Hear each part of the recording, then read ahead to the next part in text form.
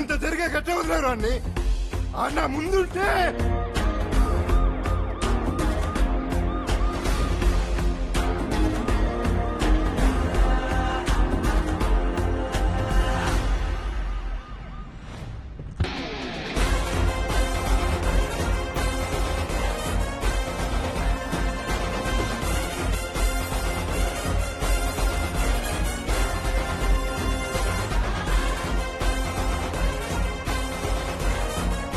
ఈడే అన్నాడు.